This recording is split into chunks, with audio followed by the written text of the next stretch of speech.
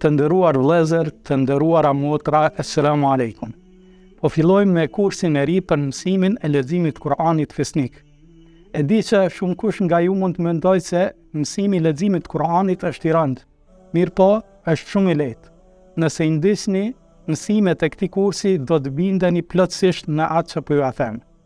Besimtari përmes leximit të Kuranit mund të fitojë shpërblime të panumërta, sepse i dërguari i Allahut, Muhamedi sallallahu alaihi wasallam ka thënë, ai që lexon një shkronjë nga Kurani ka për të 10 shpërblime. Do të thënë, sa herë që lexon për çdo shkronjë nga Kurani keni nga 10 shpërblime. Po ashtu i dërguari i Allahut sallallahu alaihi wasallam ka thënë, khairukum man ta'allama al-Qur'ana wa 'allama. Më i miri ndër ju është ai që mëson Kur'anin dhe u mëson atë të tjerëve. Pra, nëse dëshiron të jesh prej njerëzve më të mirë, prej besimtarëve më të mirë, atëherë patjetër duhet të dish të lexosh librin e Allahut, librin e krijuesit tënd. Kështu që mos ngurroni, filloni menjëherë me mësimin e leximit të Kur'anit fesnik. Po fillojmë me bismillah.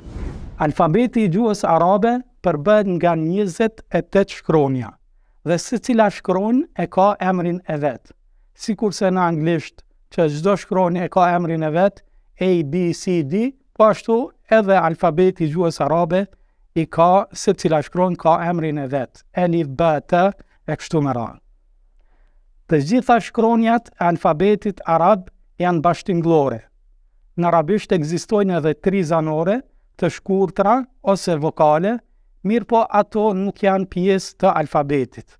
Nuk janë pjesë e alfabetit, pra nuk numërohen në arabisht eja, ija dhe uja si shkronja në vete. Nën tinguj të gjuhës arabe nuk ekzistojnë gjuhën shqipe, dhe për këtë arsye, këta tinguj i quajmë shkronja të rënda. Drejt shqiptimin e këtyre tingujve, me dojmos duhet ta mësojmë të ndokush që një mirë shqiptimin e shkronjave arabe.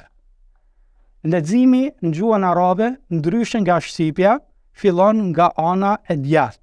Pra nuk fillon nga majta sikurse ne në shqip, mirë po fillon nga ana e djathtë. Germat e gjuhës arabe nuk ndahen në germat të mëdha dhe të vogla, por gjithnjë shkruhen njëjtë. Të gjitha shkronjat e Kur'anit lidhen me njëra tjetrën, nga të dyja anët, përveç 6 syresh, cilat lidhen vetëm nga ana e djathtë. Mbajini në mend gjithnjë se si thash, Allahu i lartësuar na shpërblen me nga 10 shpërblime për çdo shkronjë të Kur'anit që e lexojmë. Kjo ishte një hyrje për të filluar mësimin e shkronjave të Kur'anit, e tash po fillojmë me mësimin e parë. Mësimi i parë titullohet Zanoret e gjuhës arabe. Alfabeti i gjuhës arabe, siç tham edhe më parë, përbëhet nga 28 shkronja. Pos këtyre shkronjave në gjuhën arabe ekzistojnë edhe 3 zanore. Ato janë fetha, dhamme dhe kesra. Fetha është zanorja e, pra shqiptohet e dhe nuk shqiptohet e, ndërsa dhamme quhet zanorja u dhe kesra quhet zanorja i. Për t'i kuptuar më lehtë këto zanore dhe për t'i vendosur në shembuj në mënyrë praktike, po mësojmë shkronjën B. Shkronja B në gjuhën arabe shkruhet kështu. Pra, siç po shihni këtu, shkronja B shkruhet në këtë mënyrë. Nëse pas shkronjës B vjen ndonjëra nga 3 zanoret, atëherë i lexojmë siç vjen. Nëse B-ja vjen me fetha ose me e, lexohet B. Kur B-ja vjen me dhamme ose me u, lexohet bu. Ndërsa kur vjen me kesra ose me i, lexohet bi. Pra kemi këtu B, bu, bi. Vini re, zanorja e në arabisht lexohet sikurse eja në fjalën shqipe 3. Pra lexohet e. Nuk themi B, por themi B. Të vazhdojmë me shembuj. Tu kemi disa shembuj. B, bi, bi, bi, bu, be. Lexo tash shembujt në vijim. Provo t'i lexosh vetë, e ne do t'i lexojmë edhe së bashku tash.